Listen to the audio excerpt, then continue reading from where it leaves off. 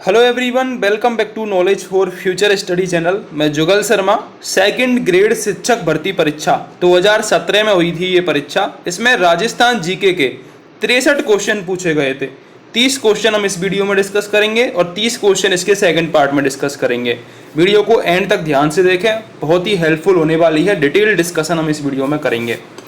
पहला क्वेश्चन है, केंद्रीय भूजल बोर्ड की रिपोर्ट 2011 के अनुसार राजस्थान में सुरक्षित जल भंडार वाले विकास खंडों की संख्या कितनी है। तो पहली जो आंसर की इस पेपर की आई थी उसमें 25 को आंसर करेक्ट माना था, ठीक है। लेकिन बाद में क्या किया, इस क्वेश्चन को डिलीट कर दिया गया था। तो इस क्वेश्चन का आंसर डिलीट कर दिया गया था, ठीक है। सेकंड क्वेश्चन पर चलते हैं। सेकंड क्वेश्चन है, लासड़िया का पठार राजस्थान के किस जिले में स्थित है। ऑप्शंस हैं जैसलमेर, उदयपुर, कोटा और गंगानगर। तो इसका जो करेक्ट आंसर हो जाएगा वो हो जाएगा हमारा उदयपुर। लासड़िया का पठार कहाँ पर है? लासड़िया का पठार है उदयपुर में, ठीक है। अब कैसे याद रखना है, उदयपुर में एक झील है जयसमंद झील। कौन सी झील है? जयसमंद झील। तो जयसमंद झील के पूर्व की दिशा में ये लासड़िया का पठार है, ठीक है। जयसमंद झील के पूर्व की दिशा में कटा पटा ये पठार है। इसकी ऊंचाई एवरेज अगर देखें तो 450 मीटर के आसपास है। तो आपको याद रखना है जयसमंद झील के पूरब में। अब जयसमंद झील के बारे में भी थोड़ा सा बता देता हूं मैं कि जयसमंद झील को ढेबर झील कहते हैं क्योंकि ये ढेबर दर्रे से होकर आती है। जयसमंद झील में 7 छोटे बड़े टापू हैं, जिनमें एक तो टापू है बाबा का भागड़ा। बाबा का भागड़ा वो सबसे बड़ा टापू है। और सबसे छोटा टापू कौन सा है? प्यारी। सबसे छोटा टापू है प्यारी। टोटल 7 टापू हैं, ठीक है। एक क्वेश्चन ये भी आता है कि जयसमंद झील में कौन सी नदी आकर गिरती है। तो जयसमंद झील में गोमती नदी का पानी रुकता है, ठीक है। ये भी आपको याद रखना है। तो लासड़िया का पठार उदयपुर में है। अगले क्वेश्चन पर चलते हैं। निम्न में से कौन सी झील लवड़िया झील नहीं है। लवड़िया झील हमारी इसमें से डीडवाना है, पचपदरा है, काबोद है। तो करेक्ट कौन सा हो जाएगा? कोलायत। कोलायत झील कहां पर पड़ती है? वैसे कोलायत झील पड़ती है बीकानेर में, ठीक है। देखो इस नाम से 2 हैं, एक तो कोलायत है और एक कायलाना झील है जोधपुर में। कायलाना झील, ठीक है, ये जोधपुर में है। दोनों एक जैसी लगती हैं, कंफ्यूज नहीं होना है। कायलाना जोधपुर में है, कोलायत बीकानेर में है, ठीक है।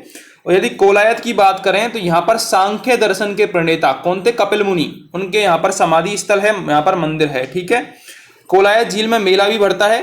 पुष्कर जो मेला भरता है, पुष्कर मेला कार्तिक पूर्णिमा के दिन, उसी दिन ही यहाँ पर भी मेला भरता है कोलायत में, ठीक है, कार्तिक पूर्णिमा के दिन।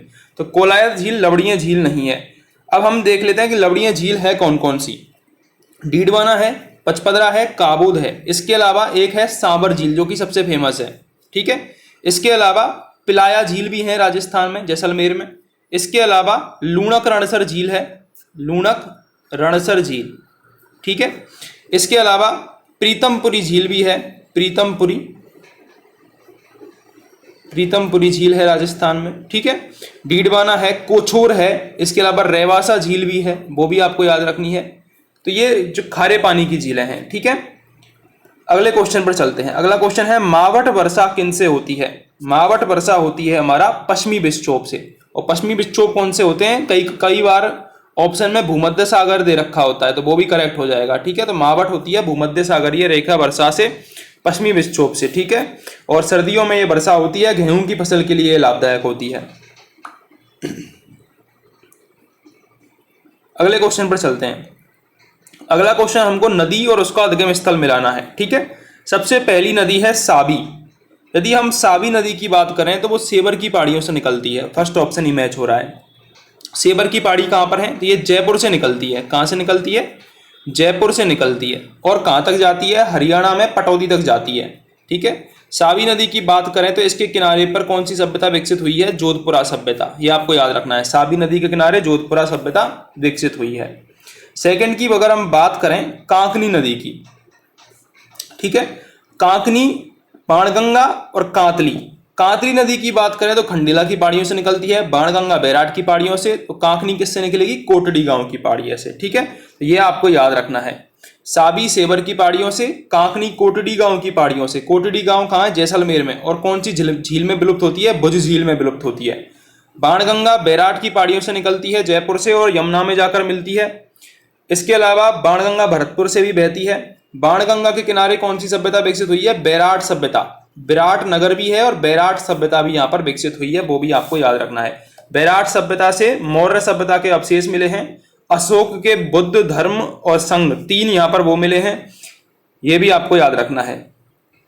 ठीक है, और भाबरू का शिलालेख भी मिला है बेराट सभ्यता से, वो भी आपको याद रखना है। अगर कांतली की बात करें तो खंडेला पहाड़ियों से निकलती है और सीकर में बहती है ये। इसके किनारे पर कौन सी सभ्यता विकसित है? गणेश्वर सभ्यता विकसित है, गणेश्वर सभ्यता, जो कि ताम्रयुगीन सभ्यताओं की जननी कहा जाता है उसको, गणेश्वर सभ्यता को। ठीक है, तो ये चारों नदियां मैंने बता दी, ये याद रखनी है आपको। अगला क्वेश्चन है, राज्य में उष्ण कटिबंधीय जलवायु के लिए कोपेन ने किस कूट का प्रयोग किया था? तो उष्ण कटिबंधीय जलवायु की अगर बात करें हम, मरुस्थली बोला है यहाँ पर, तो वो हो जाएगा BWHW। ठीक है, मरुस्थली के लिए क्या होगा? बीच BWHW। इसको बोलते हैं हम उष्ण कटिबंधीय शुष्क मरुस्थलीय। अब इसमें कौन कौन से जिले आते हैं मरुस्थल वाले में? मरुस्थल वाले में आता है जोधपुर, उत्तर पश्चिमी जोधपुर इसको बोलते हैं। इसके अलावा जैसलमेर, इसके अलावा बीकानेर, गंगानगर और चूरू जैसे कुछ भाग आते हैं। गंगानगर और चूरू का कुछ भाग इसमें आता है। ठीक है, लेकिन अगर डायरेक्ट अगर चूरू पूछ ले तो BSHW करना है, BWHW नहीं करना है। ठीक है, तो BWHW में कौन सी आएंगे? एक तो बीकानेर आएगा, एक जोधपुर आएगा, जोधपुर का भी उत्तर पश्चिमी भाग केवल, जैसलमेर आएगा और गंगानगर आएगा। ठीक है, ये आपको याद रखना है। अगर बात करें हम AW की, AW में दक्षिणी राजस्थान वाला भाग आएगा, बांसवाड़ा हुआ, चित्तौड़गढ़ हुआ, झालावाड़ हुआ। सबसे छोटा अगर पूछे तो AW है, और सबसे बड़ा अगर पूछे तो BSHW है। ठीक है, BSHW को बोलते हैं अर्धशुष्क या स्टेपी, और CWG को क्या बोलते हैं? CWG को बोलते हैं उपाद्र, CWG को उपाद्र बोलते हैं। उपाद्र में कौन कौन से आते हैं? पूर्वी राजस्थान आता है CWG में। तो चारों मैंने आपको बता दिए हैं। इसके अलावा ये भी याद रखना है, कोपेन का वर्गीकरण वनस्पति पर डिपेंड करता है। ठीक है, कोपेन पर एक मैंने पूरी वीडियो बनाई हुई है इसी चैनल पर, आप जाके देख सकते हो, उसमें अच्छे से मैंने मैप के थ्रू बताया है, तो कृपया जरूर देखें उस वीडियो को, कोपेन का वर्गीकरण। ठीक है, अगला क्वेश्चन है, विंध्यन कगार भूमि जिन नदियों के मध्य स्थित है वह कौन सी है? तो विंध्यन कगार भूमि की बात करें तो विंध्यन कगार भूमि रणथंभौर, सवाई माधोपुर में रणथंभौर जो अभ्यारण्य है वहां पर विंध्यन कगार भूमि मिलती है अरावली पर्वतमाला से। और वहां पर कौन सी नदियों का संगम है? चंबल और बनास नदियों का संगम है। ठीक है, सवाई माधोपुर में, तो चंबल और बनास करेक्ट हो जाएगा। चंबल नदी की बात करें तो सर्वाधिक जल है राजस्थान में चंबल नदी का। चंबल की सहायक नदियों की बात करें तो मध्य प्रदेश में इसमें सोबान, रेतम और सिप्रा मिलती हैं। और राजस्थान की बात करें तो पार्वती, बामनी, कुराल, मेज, काली सिंध, बनास, परवन, आलनिया, ये चंबल की सहायक हैं। अगर बनास की बात करें तो बनास को एक तो बर्णासा नदी भी कहते हैं, इसके अलावा वशिष्ठी नदी भी कहते हैं बनास को, वशिष्ठी नदी। ठीक है, राजस्थान में बहने वाली सबसे लंबी नदी है बनास, ये आपको याद रखना है। अगर बनास की सहायक नदियों की बात करें तो बेडच और मेनाल इसमें दाईं तरफ से मिलती हैं, और बाईं तरफ से कोठारी, खारी, डाई, ढील, मोरेल और कालीसिल नदियां मिलती हैं। ठीक है, तो ये आपको याद रखना है। चंबल और बनास करेक्ट आंसर होगा। अगले क्वेश्चन पर चलते हैं, निम्न में से कौन सा सुमेलित नहीं है? सबसे पहला है माही, माही की सहायक है जाखम, बिल्कुल सही बात है। माही की सहायक कौन सी है? जाखम नदी माही की सहायक है। ठीक है, बात करें लूनी, लूनी की सहायक है सूकड़ी, बिल्कुल सही बात है। लूनी की सहायकों की अगर हम बात करें तो जिसके पीछे डी आ जाता है वो लूनी की सहायक है, जैसे कि सूकड़ी, जोजड़ी, मीठड़ी, लीलड़ी, बांडी, सागी, जवाई, ये सब लूनी की सहायक नदियां हैं। माही की बात कर रहे थे हम, तो माही की सहायक है अनास, लिख देता हूं मैं यहां पर, अनास, चाप, मोरेन। ठीक है, मोरेन और मोरेल में कंफ्यूज नहीं होना है, मोरेल बनास की है, मोरेन माही की है। ठीक है, इसके अलावा ईरू, लाखन, सोम, जाखम, ये माही की सहायक हैं। बनास की सहायक मैंने अभी बताई दी थी, बनास और चंबल की पार्वती है, बिल्कुल सही बात है। ठीक है, बनास की मेज दे रखा है, तो ये भी हमारा गलत हो जाएगा, बनास की मेज गलत हो जाएगा। ठीक है, अगले क्वेश्चन पर चलते हैं।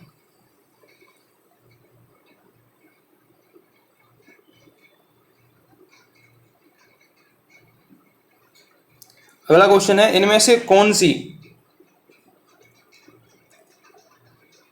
राजस्थान की अंतः प्रवाह नदी नहीं है? कौन सी राजस्थान की अंतः प्रवाह नदी नहीं है? कांतली, कांकनी, सागी और घग्गर। हमने डिस्कस किया था कि कांतली नदी कहाँ से निकलती है? खंडेला की पहाड़ियों से निकलती है, सीकर से। ठीक है, गणेश्वर सभ्यता इसके किनारे पर बसी हुई है। तो ये तो अंतःप्रभा की नदी हो गई, और इवन सबसे लंबी नदी है अंतःप्रभा की, 100 किलोमीटर लंबी। कांकनी हमने डिस्कस किया था, कोटड़ी गांव से निकलती है जैसलमेर में, और भुज झील में विलुप्त हो जाती है, तो ये भी अंतःप्रभा की हो गई। घग्गर शिवालिक की पहाड़ियों से निकलती है और हनुमानगढ़ में प्रवेश करती है राजस्थान में, और पाकिस्तान में जाती है। पाकिस्तान में से हकरा कहते हैं, राजस्थान में से नाली कहते हैं। ठीक है, तो घग्गर भी अंतःप्रभा की हो गई। बची कौन सी? सागी। सागी अंतःप्रभा की नदी नहीं है, ये करेक्ट हो जाएगा हमारा आंसर। अगला क्वेश्चन है, सांबर झील में नहीं गिरने वाली नदी कौन सी है? तो सांबर झील की यदि हम बात करें तो सांबर झील में एक तो गिरती है मेंढा। कौन सी गिरती है? मेंढा। एक गिरती है खंडेला, एक गिरती है रूपनगढ़। ठीक है, इसके अलावा और कौन सी गिरती है? इसके अलावा खंडेला, रूपनगढ़, मेंढा और खारी नदी भी गिरती है। ठीक है, इसमें अगर कांतली की बात करें तो अभी हमने डिस्कस कर चुके हैं, कांतली को खंडेला की पहाड़ियों से निकलती है, सीकर से। तो ये तो अंतःप्रभा की है, सांवर झील में नहीं गिरती है। अगला क्वेश्चन है, रामसर कन्वेंशन के अनुसार निम्न में से कौन सा अभ्यारण्य वेटलैंड नमभूमि के रूप में चयनित किया गया है? अगर वेटलैंड नमभूमि की बात करें तो केवलादेव घना पक्षी विहार को वेटलैंड नमभूमि में चयनित किया गया है। राजस्थान के निम्न बेसिनों में से कहाँ अधिकतम बीहड़ भूमि पाई जाती है? अधिकतम बीहड़ भूमि की बात करें तो चंबल नदी के जो मैदान है उसको बीहड़ भूमि का क्षेत्र कहा जाता है। अगला क्वेश्चन है, राजस्थान के निम्न बेसिनों में से कहाँ अधिकतम बीहड़ भूमि पाई जाती है? चंबल करेक्ट होगा। निम्न में से कौन सा राजस्थान में मरुस्थलीकरण का कारण नहीं है? मरुस्थलीकरण का कारण अतिचारण है, वनोन्मूलन है, जनसंख्या का दबाव है। सौर ऊर्जा उत्पादन मरुस्थलीकरण का कारण नहीं है। अगला क्वेश्चन है, राजस्थान की पाकिस्तान के साथ अंतर्राष्ट्रीय सीमा की कुल लंबाई कितनी है? तो अंतर्राष्ट्रीय सीमा को पहली बात तो रेड क्लिफ रेखा कहते हैं। इसकी लंबाई की बात करें तो 1070 किलोमीटर लंबाई है पाकिस्तान के साथ। अगर टोटल स्थलीय सीमा की बात करें राजस्थान की, तो टोटल स्थलीय सीमा है 5920 किलोमीटर, जिसमें से अंतर्राज्यीय सीमा है 4850 किलोमीटर और अंतर्राष्ट्रीय है 1070 किलोमीटर। दोनों आपको याद रखनी है। ठीक है, जिसमें से 5 राज्यों से सीमा लगती है राजस्थान की, जिसमें से 1600 किलोमीटर सीमा मध्य प्रदेश के साथ लगती है और सबसे कम सीमा लगती है 89 किलोमीटर पंजाब के साथ। वो भी आपको याद रखना है। ठीक है, 4 जिले लगे हुए हैं अंतर्राष्ट्रीय सीमा से। सबसे पहला है गंगानगर। गंगानगर की सीमा है 210 किलोमीटर। दूसरा है बीकानेर। बीकानेर की सीमा है 168 किलोमीटर। तीसरा है जैसलमेर, जिसकी सीमा है 464 किलोमीटर। चौथा है बाड़मेर, 228 किलोमीटर। तो ये 4 जिले लगे हुए हैं, पहला गंगानगर, दूसरा बीकानेर, तीसरा जैसलमेर और चौथा बाड़मेर। गंगानगर 210 किलोमीटर, बीकानेर 168, जैसलमेर 464 और बाड़मेर 228 किलोमीटर पाकिस्तान के साथ लगा हुआ है। अगला क्वेश्चन है, निम्न में से राजस्थान के किस जिले की सीमा मध्य प्रदेश से संयुक्त है? तो मध्य प्रदेश से अभी मैंने बताई कि 1600 किलोमीटर सीमा लगी हुई है। ठीक है, 1600 किलोमीटर सीमा है। और कौन कौन से जिले लगे हुए हैं मध्य प्रदेश से बात करें तो धौलपुर, करौली, बारां, कोटा, सवाई माधोपुर, झालावाड़, चित्तौड़गढ़, प्रतापगढ़, भीलवाड़ा और बांसवाड़ा। तो कौन सा जिला मिल रहा है? झालावाड़। झालावाड़ मध्य प्रदेश से लगा हुआ है। इवन झालावाड़ से ही सर्वाधिक सीमा लगती है मध्य प्रदेश की, ये भी आपको याद रखना है। ठीक है, अब हम एक यहाँ पर डिस्कस कर रहे थे अंतर्राष्ट्रीय सीमा, तो मैं वहीं पर आपको बता देता हूं कि राज्य की जो लंबाई है ना, वो यदि हम उत्तर से दक्षिण की बात करें तो 826 किलोमीटर है उत्तर से दक्षिण, और अगर पूरब से पश्चिम की बात करें तो 869 किलोमीटर लंबाई है राजस्थान की, पूरब से पश्चिम। ठीक है, ये आपको याद रखना है, पूरब से पश्चिम ज्यादा लंबाई है राजस्थान की। अगला क्वेश्चन है, जुता हुआ खेत के प्रमाण निम्न में से किस पुरास्थल से मिले हैं? तो जुते हुए खेत के प्रमाण मिले हैं कालीबंगा सभ्यता से। फेमस क्वेश्चन है, कालीबंगा से क्वेश्चन आता रहता है। कालीबंगा है कहां पर? हनुमानगढ़ में। किस नदी के किनारे पर है? घग्गर नदी। ठीक है, कालीबंगा को तृतीय राजधानी कहा है सिंधु घाटी सभ्यता की। किसने? दशरथ शर्मा ने। क्वेश्चन आता है कि दशरथ शर्मा ने कालीबंगा सभ्यता को सिंधु घाटी सभ्यता की तृतीय राजधानी कहा है। ठीक है, इसके अलावा हमें वहां से मिला क्या क्या है? मुद्रा पर व्याघ्र का अंकन मिला है। मुद्रा पर व्याघ्र का अंकन मिला है। 7 अग्निवेदिकाएं मिली है वहां से, ये भी आपको क्वेश्चन पूछा जाता है। 7 अग्निवेदिकाएं मिली है। ठीक है, संग्रहालय की स्थापना की गई है। कालीबंगा में 2 स्तरों में विभाजित है, यानी कि 2 परकोटे बने हुए हैं कालीबंगा में, ये भी आपको याद रखना है। खुदाई किसने करी? बीबी लाल और बीके थापर ने। खोज किसने करी? अमलानंद घोष ने। बहुत बार पूछा गया क्वेश्चन है, अमलानंद घोष ने खोज करी थी। बीबी लाल और बीके थापर ने खुदाई करी। सड़कें मिली है यहाँ पर, कुएं मिले हैं, नालियां मिली हैं। ये सारी चीजें यहाँ पर मिली हैं, ये आपको याद रखना है। चूल्हों के अवशेष भी मिले हैं मकान में, वो भी आपको याद रखना है। सुदृढ़ नगर प्रणाली मिली है। अगला क्वेश्चन है, निम्न में से कौन सी वस्तु आहड़ सभ्यता के स्थलों से संबंधित नहीं है? तो करेक्ट आंसर हो जाएगा यहाँ पर चित्रित धूसर मृदभांड, ये संबंधित नहीं है। बाकी कृष्ण लोहित मृदभांड तो बहुत पूछा जाता है। आहड़ सभ्यता से कृष्ण लोहित मृदभांड मिला है, काले और लाल रंग का। इसको क्या बोलते हैं? इसको गोरे और कांठे बोलते हैं, गोरे और कांठे। ठीक है, पूछा जाता है गोरे और कांठे क्या है।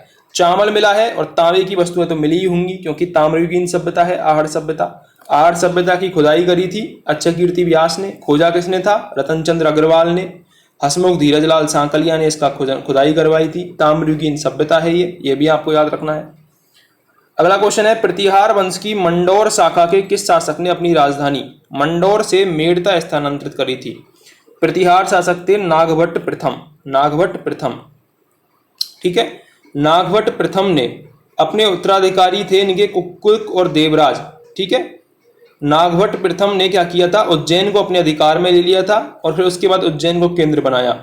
और इन्होंने ही, नागभट्ट प्रथम ने ही मंडोर से मेड़ता राजधानी स्थानांतरित करी। फिर कहां पर करी? भीनमाल करी थी, भीनमाल जालौर। ठीक है, ये भी आपको याद रखना है। निम्नलिखित में किन अभिलेखों में प्रतिहारों को गुर्जर कहा गया है? तो प्रतिहारों को गुर्जर कहा गया है कराड़, देवली, नीलगुंड और राधनपुर। चारों ही अभिलेखों में प्रतिहारों को गुर्जर कहा गया है। अगला क्वेश्चन है, ललित विग्रहराज का रचयिता सोमदेव किस चौहान शासक के दरबार में था? तो करेक्ट आंसर हो जाएगा यहाँ पर विग्रहराज चतुर्थ। इसे बीसल देव भी कहते हैं। इसका कार्यकाल रहा है 1153 से 1163 तक। ठीक है, विग्रहराज चतुर्थ ने एक नाटक लिखा था, हरिकेली नाटक, वो भी आपको याद रखना है। इसने ही संस्कृत पाठशाला की स्थापना करवाई अजमेर में, जिसको तोड़कर कुतुबुद्दीन ऐबक ने क्या बनवा दिया? 2.5 दिन का झोंपड़ा बनवा दिया था। इसी के टाइम पर ललित विग्रहराज की रचना करी थी सोमदेव ने। कवि बांधव की उपाधि दी गई थी इसको, विग्रहराज चतुर्थ को। यह भी क्वेश्चन पूछा जाता है। अगला क्वेश्चन है, 1300 ईस्वी में रणथंभौर पर आक्रमण के दौरान अलाउद्दीन खिलजी का कौन सा सेना नायक मारा गया था? तो अलाउद्दीन खिलजी की बात करें तो अलाउद्दीन खिलजी ने कुल मिलाकर 17 युद्ध लड़े थे। 16 युद्धों में हमीर विजय रहा, 17वें युद्ध में अलाउद्दीन खिलजी से जीत गया था। ठीक है, वो भी धोखे से जीता था। यदि बात करें हम अलाउद्दीन खिलजी का कौन सा सेनानायक मारा गया था? नुसरत खां मारा गया था। नुसरत खां, उलूग खां दोनों ने आक्रमण किया था। नुसरत खां उसमें मारा गया था। बाद में उलूग खां को उसने सेनापति शासक बनाया था रणथंभौर का। इनमें से कौन से राजपूत सरदार खानवा के युद्ध में लड़े थे? ठीक है, कौन से राजपूत सरदार खानवा के युद्ध में लड़े थे? ये क्वेश्चन पूछा गया है हमसे।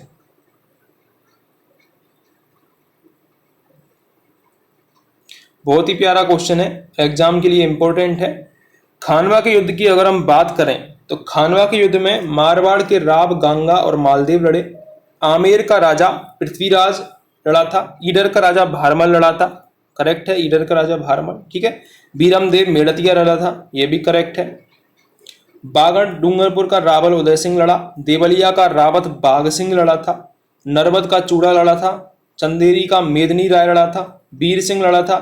बीकानेर के जो पुत्र थे राव जेतसी के, राव कुंवर कल्याणमल, वो लड़े थे। और झाला अज्जा लड़े थे। ठीक है, ना कि झाला बीका लड़े थे, झाला अज्जा लड़े थे। ठीक है, ये आपको याद रखना है, झाला अज्जा लड़े थे।